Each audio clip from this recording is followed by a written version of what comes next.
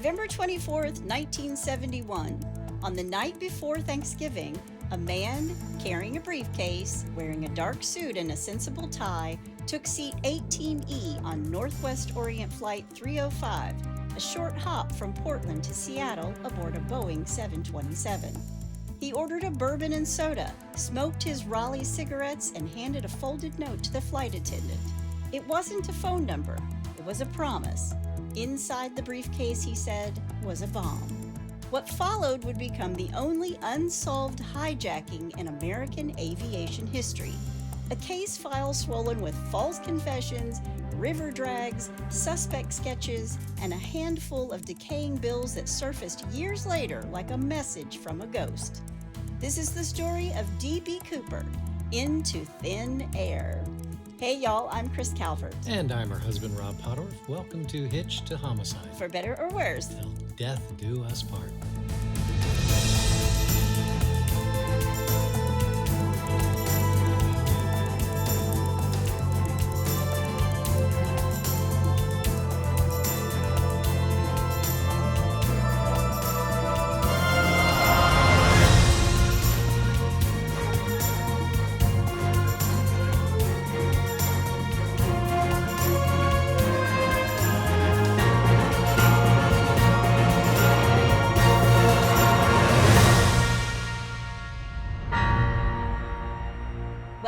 Everybody. Yes, welcome. And for our friends in Paraguay.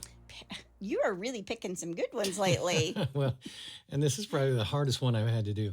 Eguaje pora, eguaje pora, eguaje pora. I don't know. That Cherokee welcome was pretty hard. That's true. But that was very good. They're all hard. Well, wherever you're listening, be sure to subscribe to Hitched to Homicide, then like, rate, and review the podcast so other people who are just like you, love true crime, can find us. And if you're watching us on YouTube, hit that subscribe button below. Yep. If you want true crime with us all the time, 24/7, please go join our closed Facebook group. They're called the In-Laws and Outlaws. All you have to do is go to Facebook, type in H2H, In-Laws and Outlaws, answer a couple questions you're in. We're growing by leaps and bounds. Please go join. Scotty says, please join. I post lots of photos and other information about our cases in there. It's a great group of folks. We love them very much.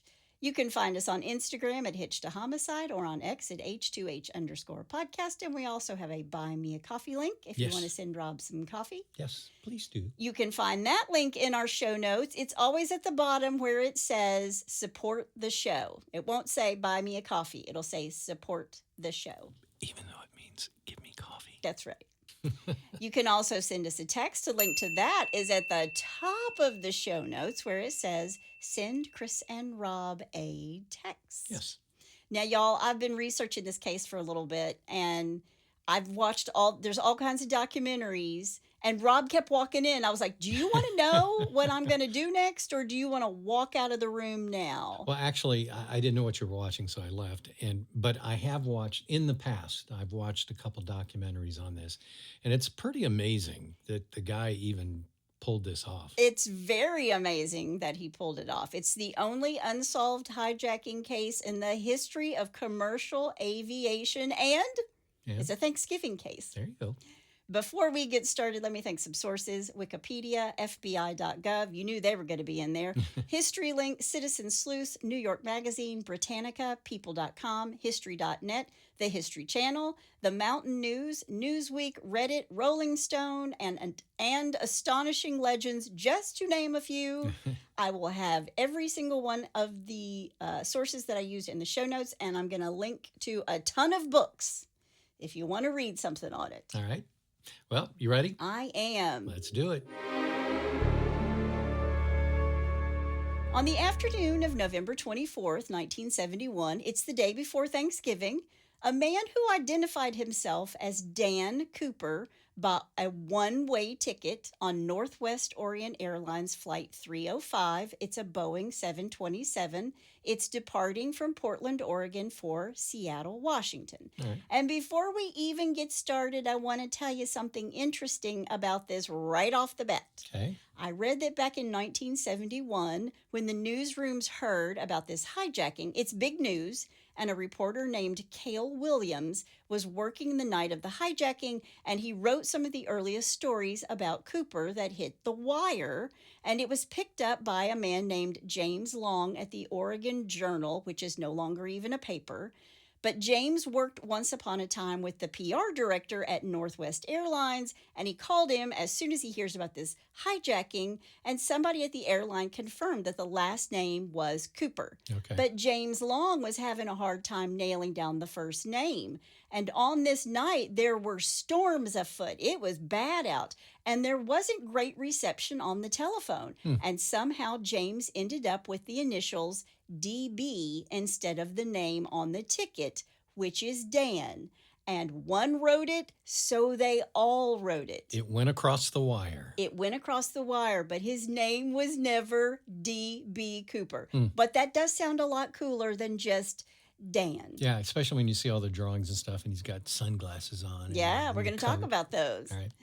So Dan Cooper's ticket cost him $20, and he paid in cash, or in today's money, about $160. It's a one-way ticket. He boarded the flight with 36 other passengers and a crew of 6, which included Captain William Scott, co-pilot William Radzak, flight engineer Harold Anderson, senior flight attendant Alice Hancock, and flight attendants Tina Mucklow and Florence Schaffner. When he boards, he's a white guy, about 6'1", weighs about 175 pounds. He's in his mid-40s. He had an olive complexion, brown eyes, black hair, and a short haircut parted on the left. So it was Elvis. Sorry.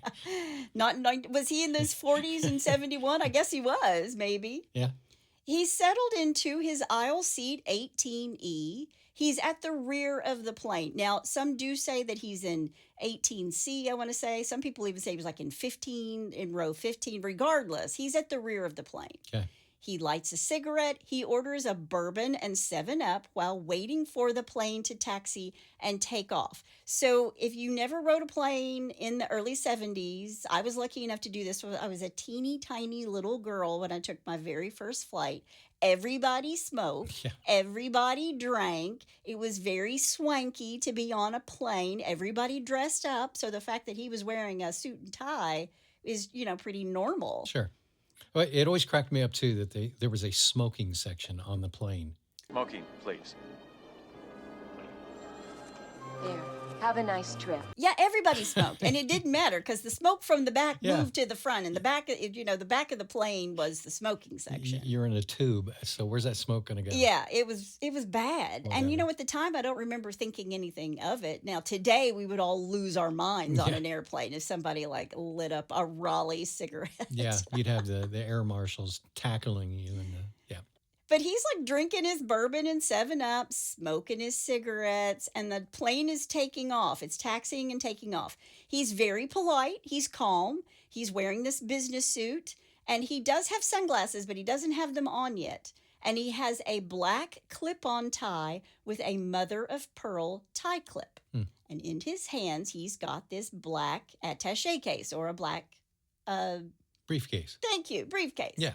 Now, again, this flight's short, 30 minutes, and the plane leaves on time, 2:50 Pacific Standard Time. Okay. And not long after takeoff, and just a little after 3 p.m., Mr. Dan Cooper handed 23-year-old flight attendant Florence Schaffner a note. Now, she's sitting near him in the jump seat, near the back or the aft of the plane, and this 727 actually had stairs in the front and the back of the plane. The stairs in the back of the plane came out behind, underneath the tail. Right. Yeah, sort of like military planes or whatever. I've never seen one that's like that. I have seen them where they will exit from the front and the back of the plane. I think Southwest does that sometimes, which I really appreciate, because if you're in the very back, you can get off just as fast as the people in the front. Yeah. Which I think that's great. Mhm. But she's this 23-year-old flight attendant. They were called stewardesses at the time. And these stewardesses were kind of sexualized a lot. Mm-hmm. And they wore cute little outfits. They were usually very pretty girls, not usually, always pretty girls. Right. And they got hit on all the time Sure. by the guys on the plane, which is horrible, but they did. Right. And so when Dan Cooper hands this 23-year-old Florence, hands her this note, she thinks he's giving her his phone number. She thinks he's flirting. Right. So she just takes it from him and she slips it into her purse. And then he leans over and whispers, "Miss, you better have a look at the note. I have a bomb." Oh. Florence pulls the note back out of her purse and reads it as Dan Cooper watches her. When she's done, he takes it away from her. Now, because he takes it back, we don't know exactly how it's worded, but Florence remembered it was in black felt tip pen, all capital letters. And according to the FBI report, the initial note said, "Miss, I have a bomb here, and I would like you to sit by me." Wow. How about that? Jeez. So he tells her, come sit by me. Yeah. And she goes over, she sits by him. She does. And then this plucky 23-year-old asks to see the bomb in his briefcase. Oh, wow. She says, "I want to see it." And Dan Cooper opens his briefcase. She just gives it a short little glance, and she can see that it's 6 red sticks or cylinders, 3 on top, Right. 3 on the bottom, with a mess of red wires connecting it all to what looked like a big battery. Wow. He tells her to write down his demands and take them to the cockpit, to the captain. These were either in a note or passed orally, and they included that he wanted on the tarmac in Seattle $200,000, or about $1.5 million today, in $20 bills in, quote, negotiable American currency, end quote. We're going to talk about that a little bit later. All right. And he wanted 2 back parachutes and 2 front parachutes. So 4 total, and a fuel truck to be ready when they landed for refilling the plane as soon as this 727 hits the ground. And he says, quote, "No funny stuff or I'll do the job," end quote. Now, Florence takes these instructions, either whether she's saying this orally or it's in a note, but she goes to the cockpit and to Captain William Scott, and he contacts SeaTac, the Seattle-Tacoma Airport Traffic Control Tower, Right. and he tells them of their predicament. They, in turn, call the local police and then the FBI to inform them, "We've got a hijacking on our hands. Houston, we have a problem. We have a problem." But again, this flight is only 30 minutes. So it's kind of like for us, we leave Lexington and sometimes we have to go to Cincinnati to take an international flight out because Lexington, where we live, is not an international airport.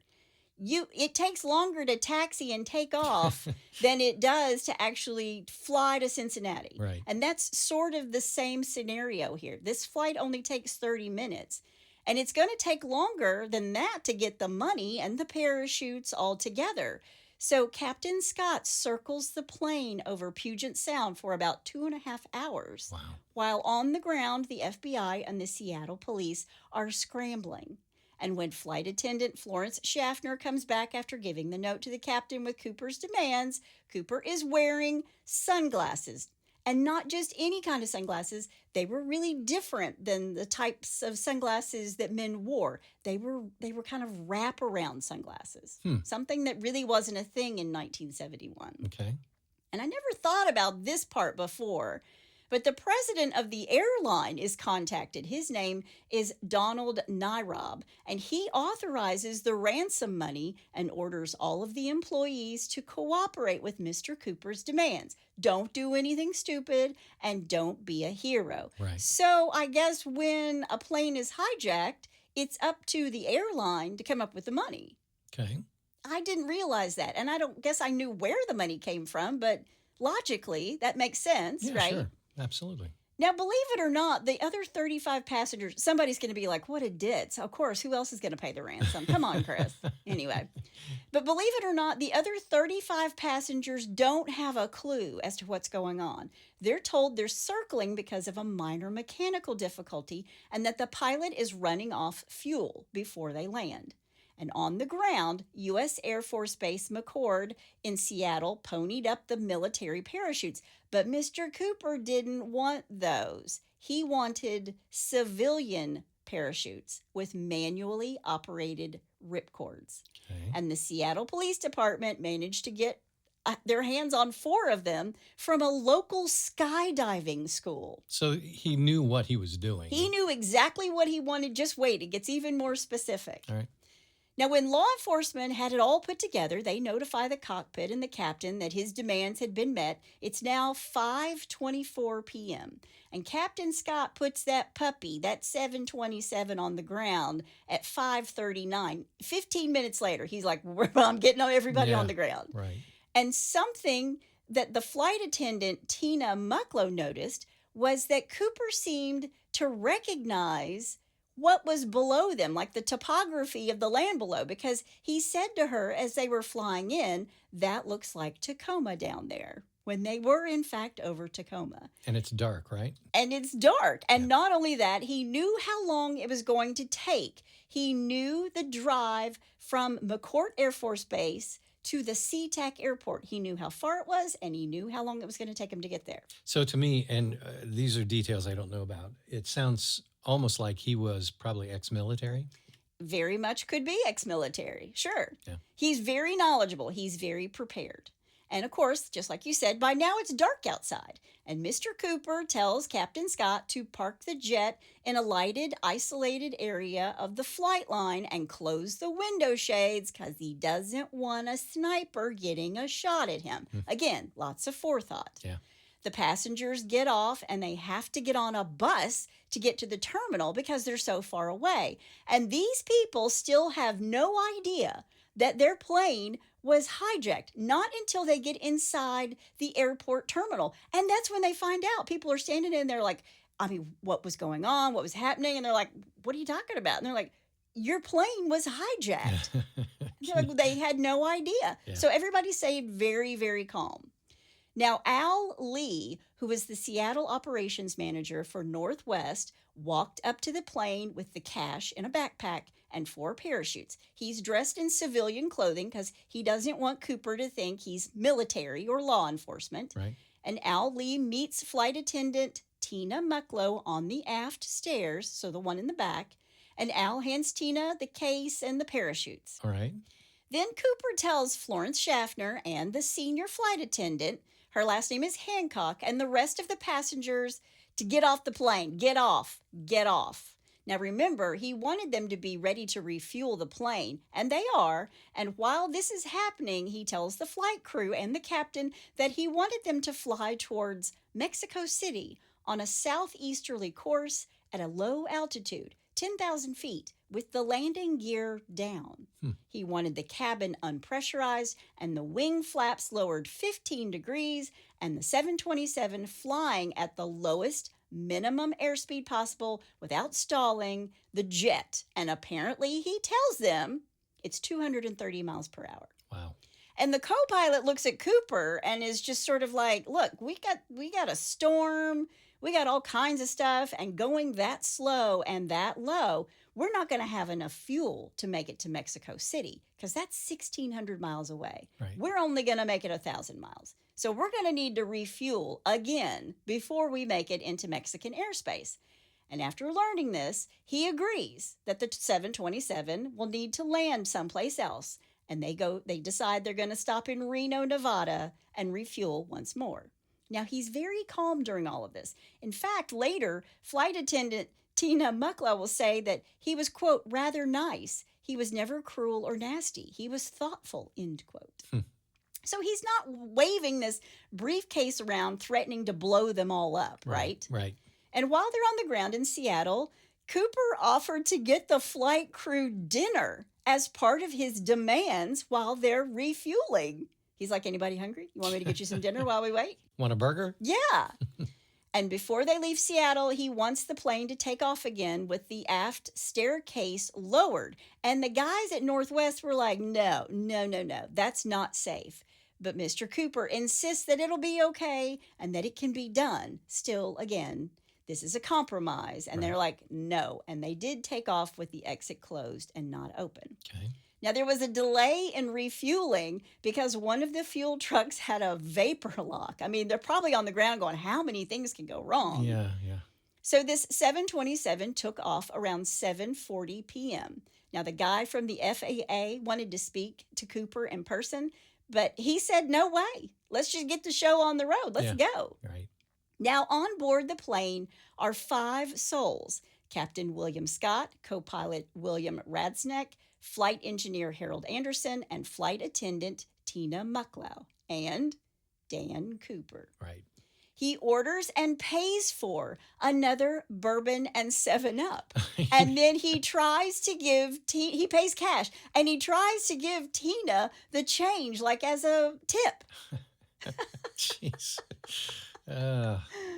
After they take off, Flight 305 is immediately followed by 2 F-106 Corvair Delta Dart Fighter interceptor jets. And I read that, and I was actually like, how many different jets is that? That's one. That's one jet. Yeah.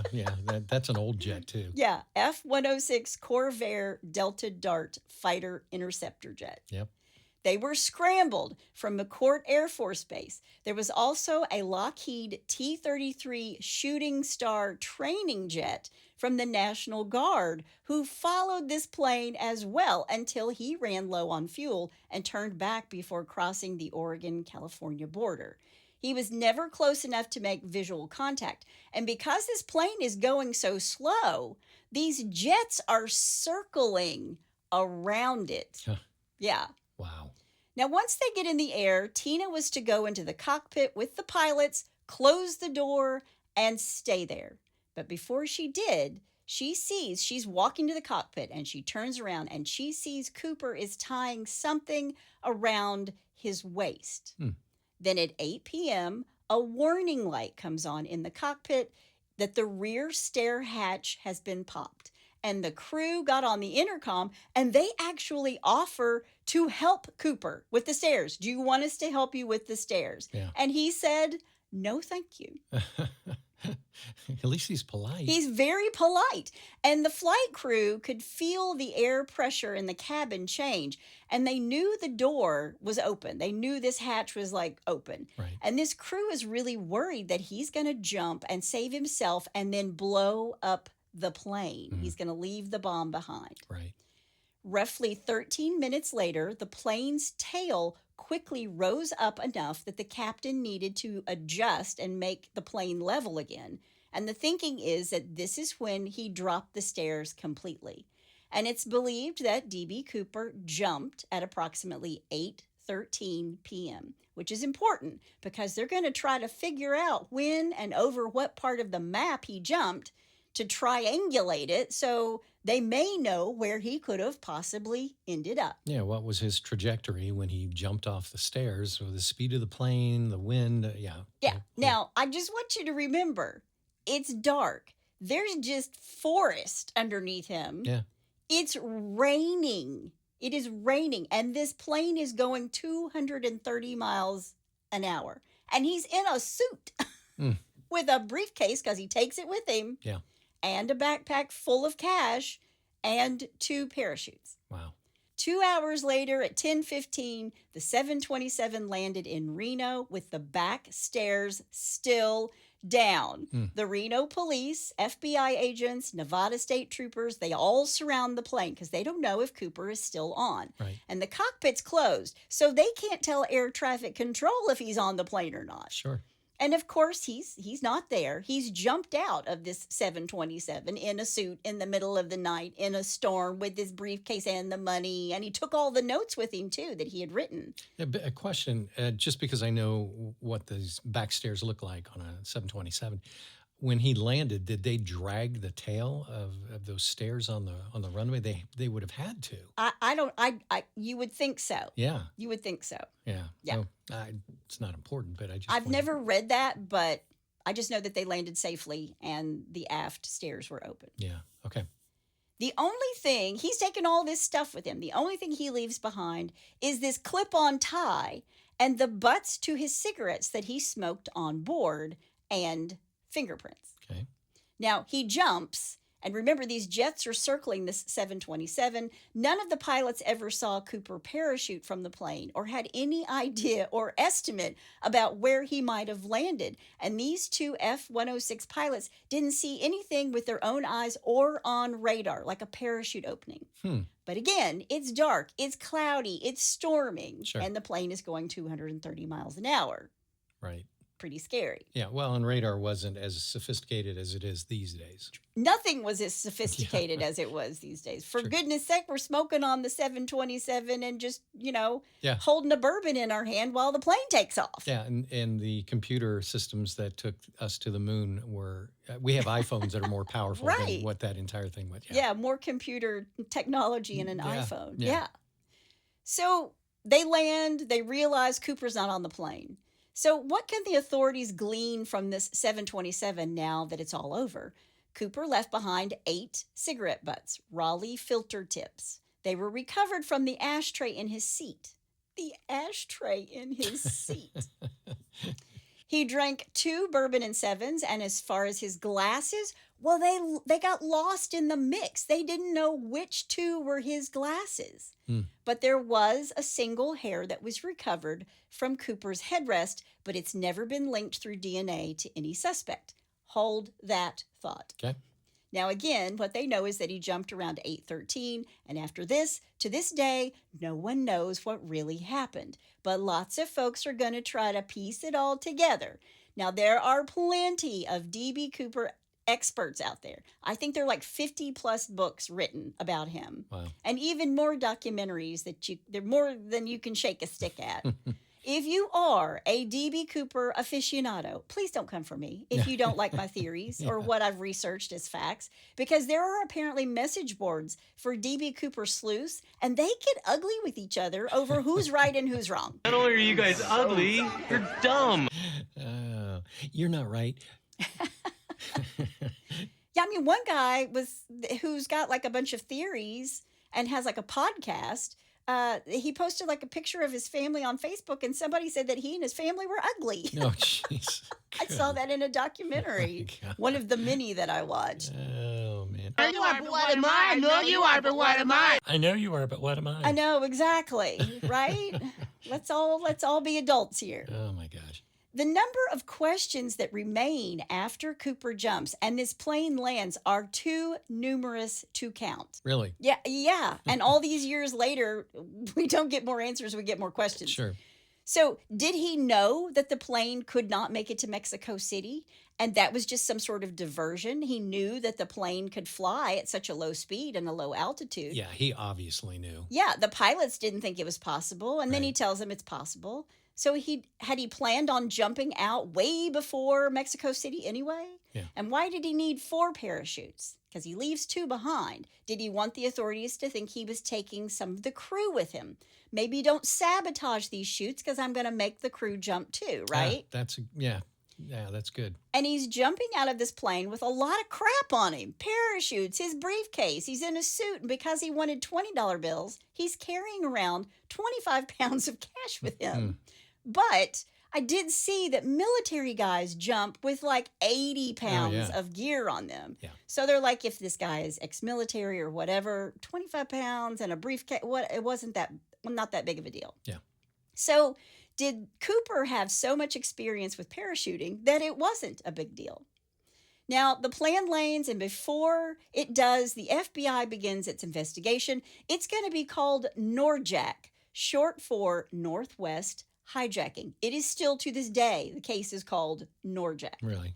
They search this plane after it lands. All they find of him is his J.C. Penney black clip-on tie with the tie clip and 2 of the parachutes that were left behind, and one of them was opened, and 2 of the suspension cords were cut from the chute, and maybe that's what Tina Mucklow saw him wrapping around his waist. So did he use it to tie the money to his body, to his briefcase, or his Right. briefcase to his body? Yeah.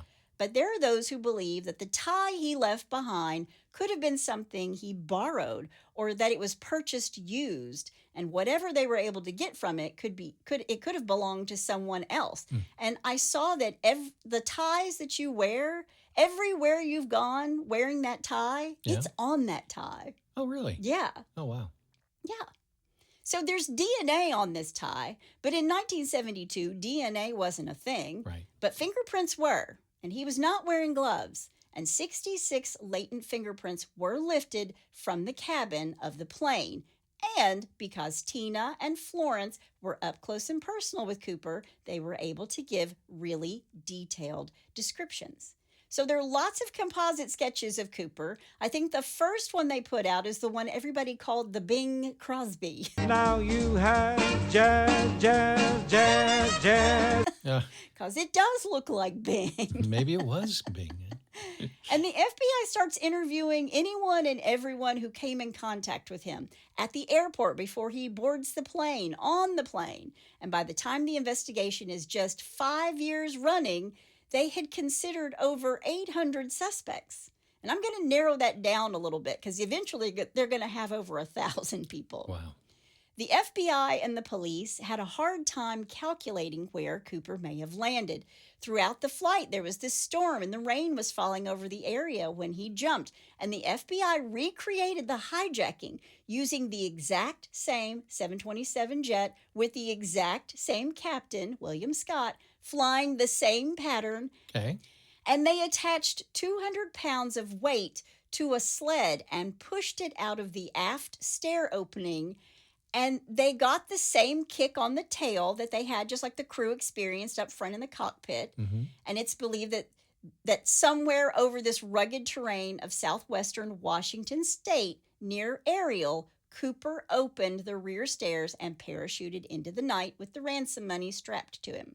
But there had to have been so many variables, though. I mean, Yeah. When did he pull the chute? I mean, they were at 10,000 feet, so he could have fallen, 5,000, 8,000 feet before he even, opened his chute. Yeah. Then you have the wind variables. And the plane's going 230 miles an hour. Yeah. Remember, they have to at least go that Yeah, I mean, to keep the jet afloat. here's sort of a comparison. I remember I played tennis in high school, and I remember we had a match one night, and I went out to my car in the driveway of my house, and I was putting stuff in the car, and I put my tennis racket up on top of my roof, and I took off it and forgot about it until I got like halfway down the road. We lived out in the country, and there was farms everywhere, and there was corn growing on in the field there, and I realized that I lost my tennis racket.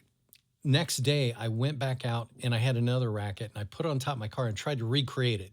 Exactly. So I went down the road and I'm looking, I see it fly off into the cornfield. I'm like, it's got to be there. So I stopped the car, run out there, and I'm walking around the short corn stalks and things. And I stopped, and all of a sudden I looked down between my legs and there was a big old snake. I thought you were going to say I found both of them. No, I lost the other one. And so I lost 2 tennis rackets, and I did a Fred Flintstone across the top of the field because... That is not where I thought this story was going. So, well, that was certainly interesting. I didn't either, but you did. So anyway, my whole point is there's so many variables Yes. that how would they know? Yeah. Okay.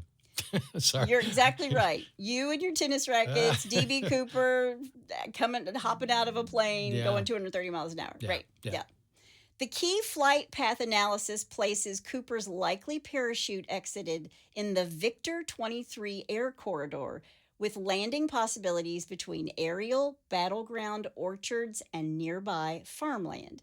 And the GIS coordinates that are usually cited as the suspected drop zone are 45 degrees, 56 minutes, 59.99 seconds north, and 122 degrees, 38 minutes, 59.99 seconds west, close to Woodland, Washington. Okay. Now, the placard from the flight's 305 stairs went with him, apparently, and it was found near Silver Lake, which only further supports this general zone as the likely target for his initial landing. Okay. And the bulk of the FBI and the Army ground search in 1971 covered these forests and these farmlands and the riverbanks in between Lake Merwin and the town of Ariel, stretching down to Battleground and westward toward orchards, but there was no sign of Dan Cooper, the money, or a parachute, or any parachute. Wow.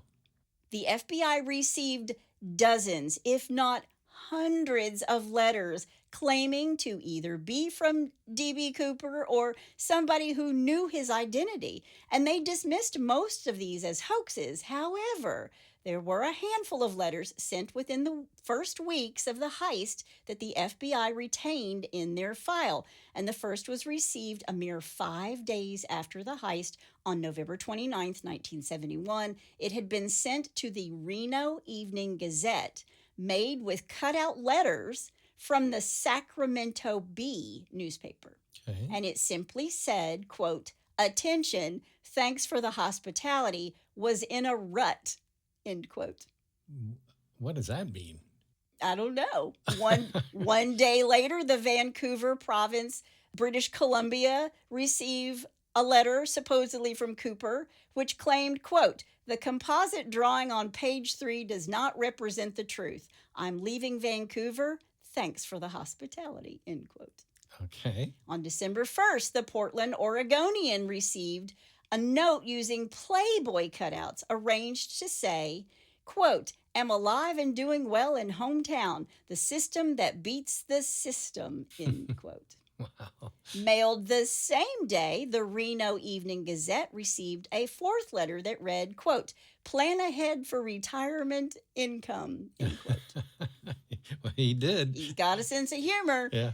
As the FBI continued to sift through clues in the letters, whoever was sending those letters seemed to be living a pretty good life. Yeah.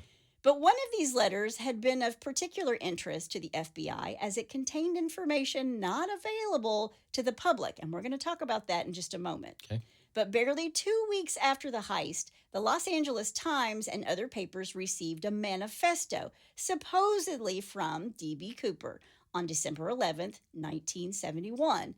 It opens, quote, "I knew from the start that I wouldn't be caught. I didn't rob Northwest Orient because I thought it would be romantic, heroic, or any other euphemisms that seem to attach themselves to situations of high risk," end quote. He claims the reason he would never be caught was that he didn't leave any fingerprints. He wore a toupee and disguised his appearance with putty face makeup. Really? Yes. And we're going to talk about that in just a little bit. And the stewardess didn't. Well, the stewardess said his hair was jet black, like Right. like shoe polish Right. black. Like Elvis Black. Yes, and he had olive colored skin, and the one of the flight attendants did say that she thought he looked like he had on makeup. Okay. Now, taunting the investigation, this letter, this manifesto continues, quote, "They could add or subtract from the composite 100 times and not come up with an accurate description, and we both know it. I've come and gone on several airline flights already," end quote. So he's telling them, I don't look like that guy, and I'm already flying again. He's just wagging it in their face. He is, but near the end, he unveils his fate, claiming, quote, "Unfortunately, I do have only 14 months to live. My life has been one of hate, turmoil, hunger, and more hate. This seemed to be the fastest and most profitable way to gain a few fast grains of peace of mind," end quote. Wow. Yeah. I wonder so did he have cancer or something? And by the way, I said stewardess early. Don't email me. I said stewardess I because didn't even notice yeah, instead of flight attendant. It's a flight attendant, but I said stewardess because that's what they were called exactly. at the time. They did call them stewardesses at the time. I'm not a misogynist at all. Okay. But on this second letter, there was a signature, but the FBI is going to redact that when they finally release it. Now, I'm trying to go in chronological order. I'm trying really hard to go in chronological order. So there's some stuff we're going to have to talk about a little bit later. Right. From December 24th, 1971 to July 13th, 1972, 14 different men attempted to repeat D.B. Cooper's heist. Really? Many of their requests were similar to Cooper's, but included handy items like machetes or helmets and jungle boots. Then, on February 10th, 1980, an 8-year-old boy named Brian Ingram found 3 packets of cash totaling $5,800. It's the ransom money, and it is found buried along the Columbia River at Tina Bar near Vancouver, Washington. He's out there building a campfire with his dad, and they were all 20s, and the serial numbers matched those that were recorded before the handoff. Now, the bills had deteriorated, but they're still bundled up. Now, later, they expanded the search interest to nearby districts, such as the area north of the Columbia River, following this 1980 discovery of the ransom cache. The region around Tina Bar, where the money was found buried, marked the furthest west of the original search zone and prompted additional ground and riverbank sweeps. But again, they find nothing, and the case goes cold. There's no parachute, no Cooper, nothing. So what was the original amount that he demanded? $200,000? $200,000 in $20 bills. Okay, so, I mean, the guy's obviously smart. So it almost sounds like he would have on purpose planted those just to throw everybody off, because he knew that I'm sure he didn't bury them very deep if they found them that easily. Yeah, you think? Yeah. Yeah. That's what I would have done. For sure. He's a smart cookie. There's no getting around that. Right. Now, over the years, the FBI has considered over 1,000 individuals as suspects in the D.B. Cooper case, and a number of names have gained notoriety through FBI investigation and urban legend. NORJAK is still officially unsolved by the Bureau, and they closed their active investigative work in what year? What year do you think? 2093. 2016. Oh, really? Yeah. Wow. They never reached prosecutable proof on anyone. Now, the tie he leaves behind has been put to some tests. They've recovered hair, potential DNA, and over 100,000 minuscule particles, including rare metallic fragments such as pure unalloyed titanium and not the common consumer stuff. Pure titanium. And in 1971, that pointed to aerospace. They also found high-end metal fabricating or defense-adjacent work.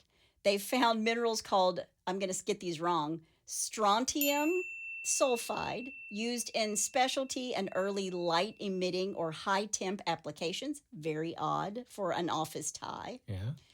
Cerium, a rare earth element consistent with certain industrial polishing, alloying, and high-tech manufacturing environments. But they also found these titanium alloys, bismuth, antimony, aluminum, and non-metal stuff like lycopodium spores, like pharmaceutical spores, not from like the forest. So all of these particles together pointed to someone who worked around these rare earth minerals. And in 1971, that's Boeing. Yeah. The specialty metal outfits, like the other metals that they find, they're only coming from places like the Crucible and Allegheny, which is big U.S. specialty steel operations that were operating in the 60s and early 70s. Gotcha. Or somebody who worked in an engineering role, because the guy who's wearing this tie is not just Joe Blow. He's not a sales guy. Yeah. He's got these rare earth minerals on this tie. Well, that was the first thing I was thinking of. I think the guy's either a scientist or an engineer. He's ex-military. He's a pilot. I mean, who knows? Yeah. Wow. Now, a guy named Tom Colbert, he's a documentary filmmaker, used the Freedom of Information Act in 2017 and got even more information released. I'm going to talk about that in just a second. But I want to give you like the top 5 possibilities. I'm going to give you every name, that I think has got something to do with this. Okay. Not every single one, but the top ones. And I'm going to give you the top 5 possibilities. You're not going to give me the 1,000? Come on. We have time. Yeah. Well, there's always a problem somewhere with every single one of these suspects. Okay. Either their age or the timeline or the science or the documents, or there's a lack of corroboration. Yeah, and that's why D.B. Cooper is still folklore. But these are the 5 most viable identities for Dan Cooper. Don't come for me if you are a D.B. Cooper person. I mean, they have like conventions of just people who show up to talk about D.B. Cooper. And let me go back for a second. How old did they think he was when he jumped? Mid-40s. Mid-40s. Okay, so he's probably deceased and gone. Well, he said he only had 14. Well, but see, even that, I go, was that a ruse? So when they think, okay. It's all a ruse. Yeah. Everything is. I'm dying in 14 months. Yeah, So- and he doesn't even look like himself. He's Yeah. saying that's not even me, yeah, right? Yeah. But these are some of the most frequently discussed suspects associated with the case. Richard Floyd McCoy Jr., and here's why he's considered. He pulled the closest known copycat hijacking on April 7th, 1972. Same aircraft type, 727, with the same airstair, same parachute demand, same basic method, and he actually jumped and survived. Now, that's not a coincidence. That can't be a coincidence, right? Yeah.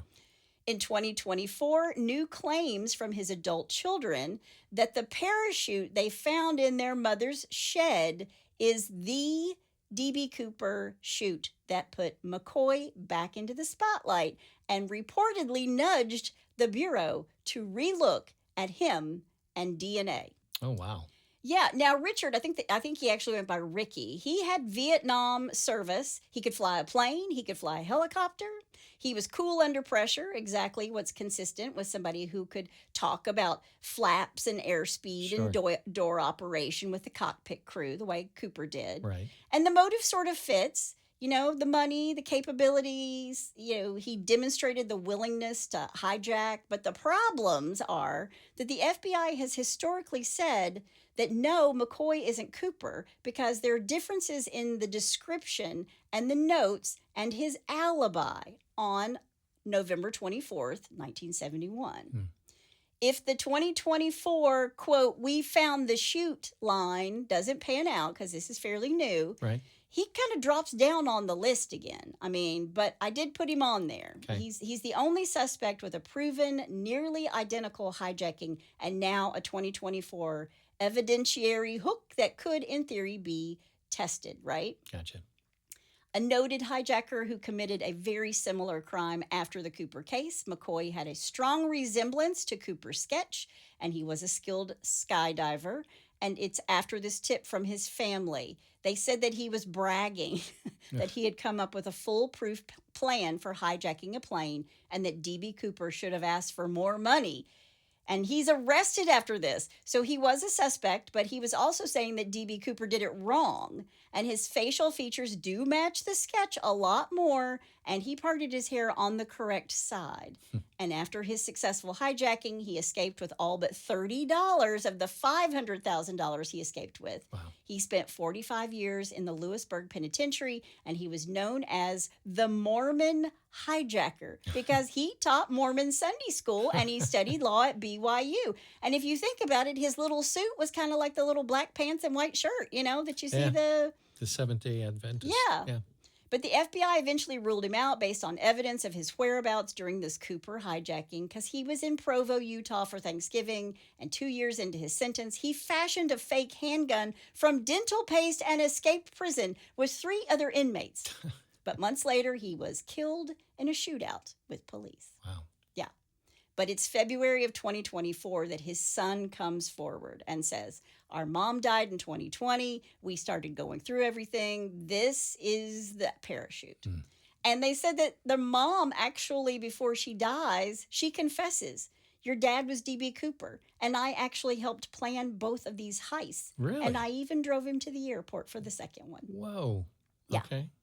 There are credit card statements showing that he was in Portland, Oregon before NORJAK. The day after McCoy was within 8 days' drive of the area where Cooper jumped. And that Christmas, Rick, his son, remembers his dad suddenly being flush with cash and believing he laundered the money in Vegas on his route home.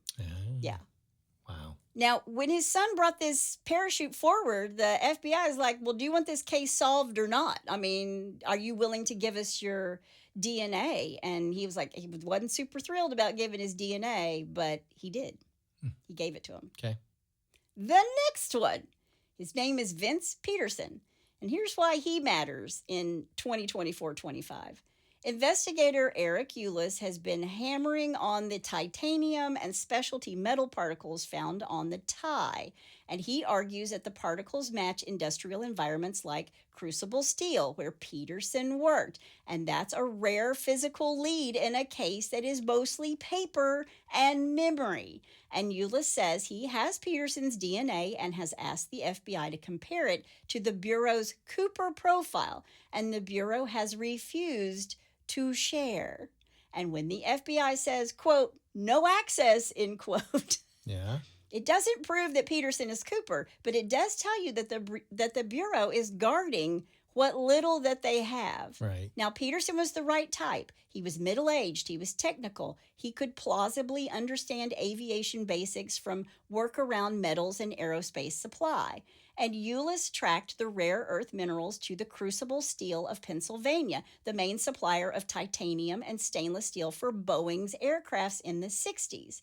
And contacting Crucible Steel, Euless was able to discover that only 8 researchers worked on those specific metal type projects at the time. And one of those employees matched Cooper's description, Vince Peterson, who regularly traveled to the Pacific Northwest on business. Euless claims, quote, I could put him in Seattle. I could put him at Boeing. He's a compelling person of interest, end quote. Wow. Now, Euless has spent years attempting to get the FBI to turn over the tie to him so he can acquire DNA to prove Peterson's guilt. And in early 2024, he made his latest appeal with the help of Peter's daughter, Julie Dunbar, who wants to refute Peterson's accusations, stating, quote, something like this is just so far out of his character, end quote. Okay. Eric's story is very compelling. I'll give him that. But it does not change my point of view that my dad was not D.B. Cooper, end quote. Now, Euless is still waiting to hear on the status of the tie to get his answers. Now, he does bear a striking resemblance to the sketches of D.B. Cooper. But the problem is this guy's just a single investigator. This is a driven suspect, not a generated one by the FBI. He's come up with this on his own. Right. We don't have public confirmation the tie DNA is good enough or clean enough or from Cooper because contamination is a persistent issue with this case. Yeah. He connects to the only real artifact that we have, which is the tie. And physical evidence suspects get priority over, quote, my uncle confessed, end quote, suspects. So that's why he's one of the ones I wanted to talk about. Okay. Next is Kenneth Peter Christensen. Now, he's always been around. He's an ex-paratrooper, a World War II ex-paratrooper. He was a longtime Northwest Orient employee. He was a flight attendant, so he knew the airline, he knew the routes, the aircraft, and what the airline could do under duress, and that's very Cooper-like. He lived in the Pacific Northwest, which matches the likely landing search area. His brother went to a private investigator because he was so sure his brother was Cooper that he turned all of this information that he found into books and a History Channel treatment. Oh, wow. Now, here are the problems with this. There's no money trail that cleanly connects him to the $200,000. The FBI didn't buy it when it was presented to them. And in a real CIA, FBI matrix, airliner, insider, parachute experience, he's the right age, right geography. Yep. It's really hard to ignore, even if it's circumstantial. Christensen has all 4, but DNA evidence and other inconsistencies have virtually eliminated him. Okay. Next is Walter R. Rica. And here's why he makes the cut, and I hope I said his last name correctly. In 2018, he made a confession to a friend.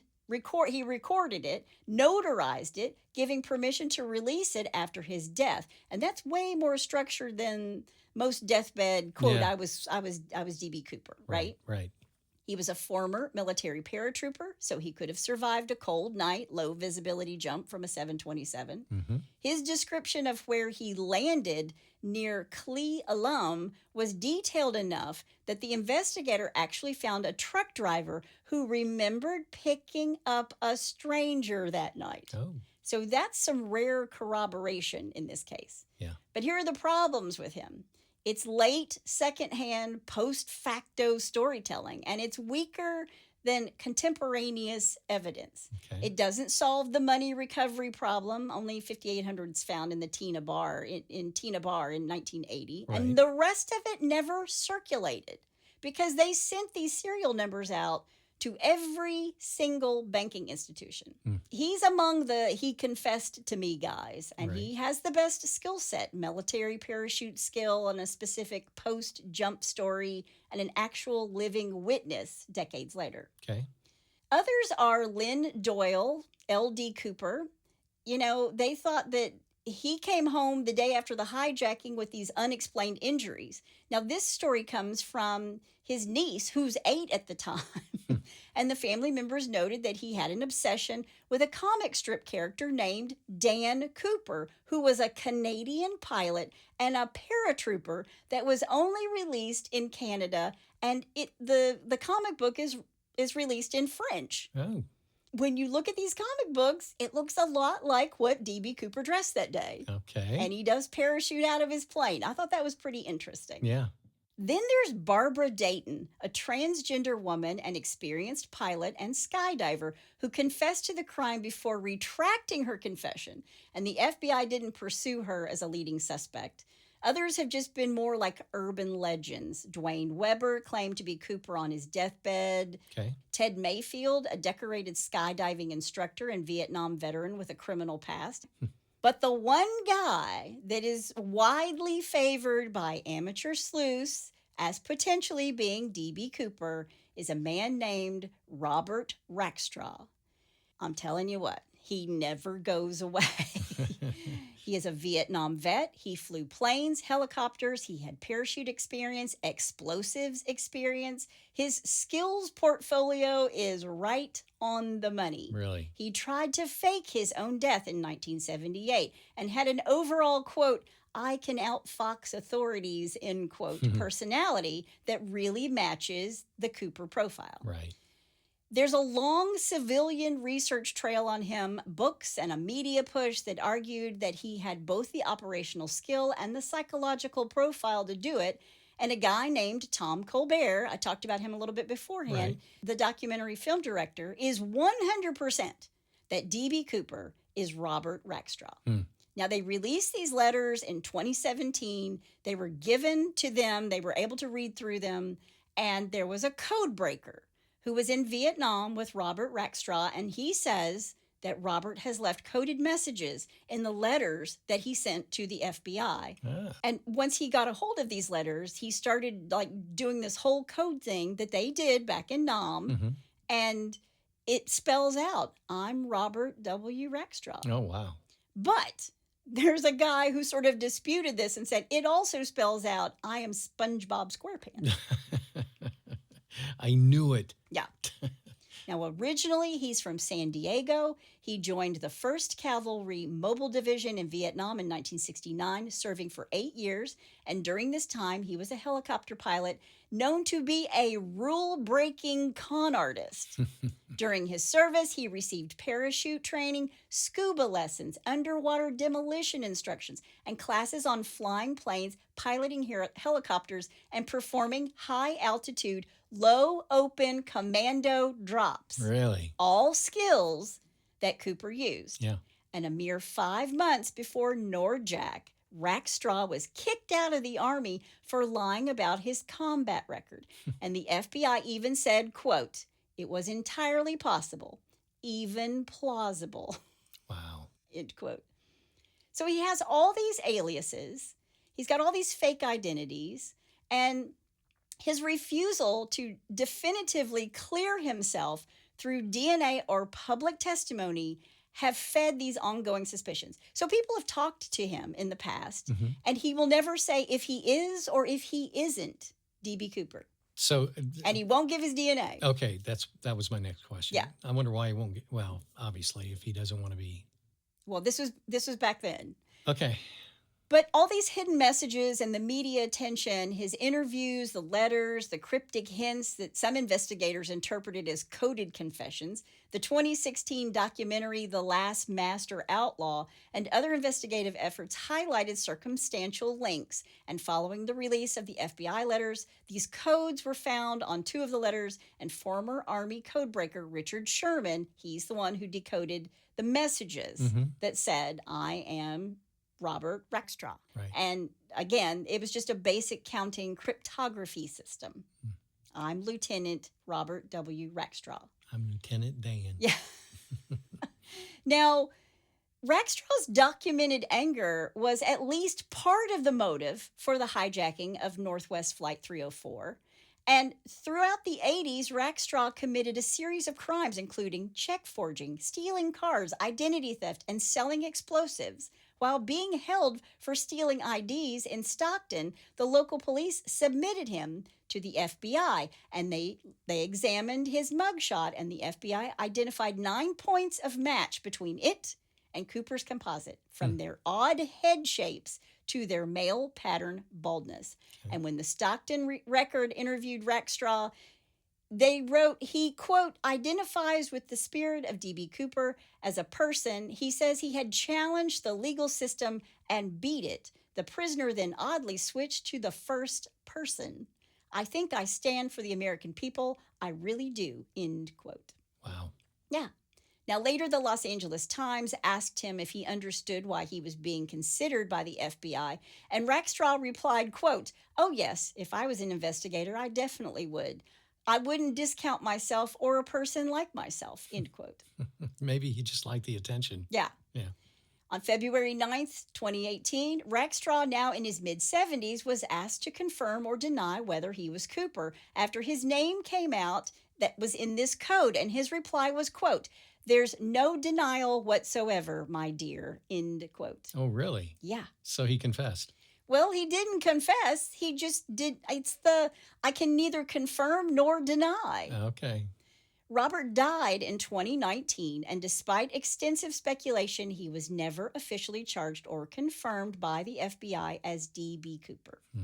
And the FBI actually eliminated him in 1979, saying that he was too young because he was only 28 in 1971. Okay. And remember, the eyewitnesses said he's 40. Right. And there's really never been any direct, actual evidence that ties him to it. Quote, we looked hard and passed, but there were lots of people who believed that Rackstraw had the swagger of D.B. Cooper. He had a bone to pick with the man or the system. And there are theories that he worked for the CIA. Oh, wow. And the CIA trumps FBI every time. Sure. So they've actually come out and said if national security was threatened by exposing Rackstraw, the FBI would say there's no there. Right. Right.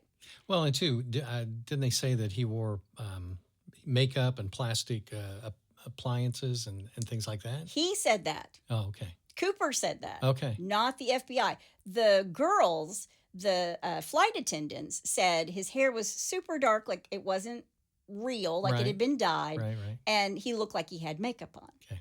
But Rackstraw's ex-wife did say he was always traveling and he always would carry with him a black briefcase. And one day when he wasn't around and it was unlocked, she looked inside. She just wanted to know what he was carrying around. And guess what she found? The bomb? A toupee and a mustache. Oh, wow. And she has said that he would leave for work sometimes, like leave for a work trip, with a mustache, his real mustache, and he'd come home without it. Like he'd shaved it on the road to become somebody else. Yeah. Interesting. But even though the Bureau has said no on pure capability and audacity, Rackstraw is one of the few people of the era who could have executed that jump and then stayed slippery for decades. Okay. Here's the thing, though. You would think with all the advances in DNA, the FBI would be able to link what they do have, at least through a relative, like through genetic genealogy, like what they used to catch the Golden State Killer. Sure. But again, the FBI hasn't reported that they've used genetic genealogy. Not to mention the DNA on the tie is degraded and believed to originate from at least 3 different people, all male. Right. And the cigarette butts, that would be great DNA. Yeah. They were apparently lost somewhere in Las Vegas. Or were they purposely? Conveniently lost. Yeah. And did D.B. Cooper, the guy who was being D.B. Cooper, did he work for the CIA? There you go. Yeah. Now, just this year in 2025, the FBI released more pages, and it's a new window into the manhunt the FBI executed. And in all of these documents that have been released, D.B. Cooper investigators have found that there's nothing that can really connect Cooper to a suspect. And there are redacted pages in these newly released documents. So why, after all these years, is the FBI still holding back information. Yeah. Whoever was D.B. Cooper is clearly dead, or he's like 95 Right. or 100. Right.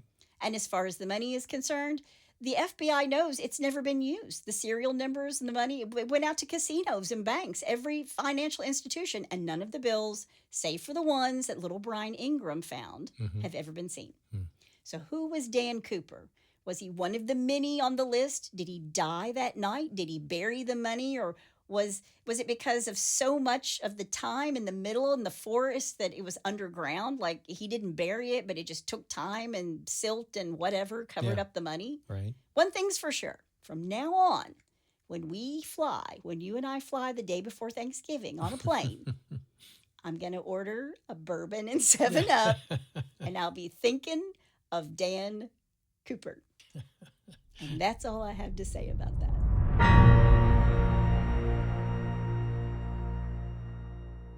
Okay, here's my take on the whole thing. I knew you would love this case. There's not a homicide, and we are hitched a homicide, but it is a true crime, and since it happened around Thanksgiving, and I just think it's fascinating. No, it's very fascinating. And the thing is, whoever did this, you have to look back in the 70s. There was no internet. There was no YouTube. I mean, this guy had to know detailed flying instruction. Yeah. I mean, there's no way around it. No way around it. Yeah, today, I mean, you can learn to fly 747 on YouTube. But or simulator, right? Yeah, exactly. But back then, you would have had to been trained to know all of that information. So I think the Rackstraw is the only guy. Yeah, I think the FBI, the CIA, I think they all know, especially if they're retracting or redacting information. Still redacting information. Yeah. I feel bad for the documentary filmmaker Colbert. Yeah. Because, I mean, he's staked his reputation and he's put a ton of money into this. And, I mean, he says 100% it's him. Right. But the FBI has come to him and said, you're wrong. Yeah. It's not him. And that just sort of tore apart his whole world. Yeah. And if he was CIA, I mean, there are all kinds of CIA agents who've like been interviewed over it. And they're like, if he was CIA, you'd never know it. Right. You would never know it. Right. Well, we probably will never know We won't. who D.B. Cooper is. This is going to go on forever. But I can guarantee you we're going to know who these idiots are on Bless Your Heart. Well, bless your heart. All right, number one, I'm calling Breaking Badly Stupid. Okay. A Long Island scientist copped to running a Breaking Bad style meth lab that initially landed on police's radar when he called about a break-in at the facility last year. Okay. Matthew Leshinsky, 23, basically called the cops on himself when he dialed 911 around 3:30 a.m. to report a burglary in progress at his purported establishment, Quantitative Laboratories, LLC. When Suffolk County Police reached the scene, officers found broken glass at the entrance of the lab, a facility which they eventually realized was secretly manufacturing and pumping out methamphetamine There you go. and other controlled substances. No. More than 100 items of lab equipment, chemical reagents, and solvents that go into meth were found, along with over 3 ounces of meth, 625,000 milligrams of pure ketamine, Wow. and 20 plastic jugs of GBL, which is similar to the date rape drug, GHR. Jeez Louise. Also, about $40,000 was also seized by the police. Quote, He's 23? Yeah. Quote, the defendant was operating a Breaking Bad style drug lab and tried to conceal it under the guise of a legitimate business, Suffolk District Attorney Ray Tierney said. Yeah. Yeah, Leshinsky, I got to be careful how I say that. Yes, please do. Leshinsky claimed on his LinkedIn page that Quantitative Laboratories, LLC, analyzes cannabis. Okay. Yeah, though he admitted to manufacturing the potent and deadly drugs, his lawyer attempted to paint a positive picture of his client. Attorney David Besso said his client is a brilliant scientist who is examining drug addiction for the public good and denied he sold meth out of the lab. Just out there doing the Lord's work. He was, while he said Leshinsky, God, that's so dangerous to say, applied for a Department of Environmental Conservation Alliance. He was working without the correct certification when he was arrested. Yeah. Quote, this is his last quote. Unfortunately, he went about it the wrong way, Besso said.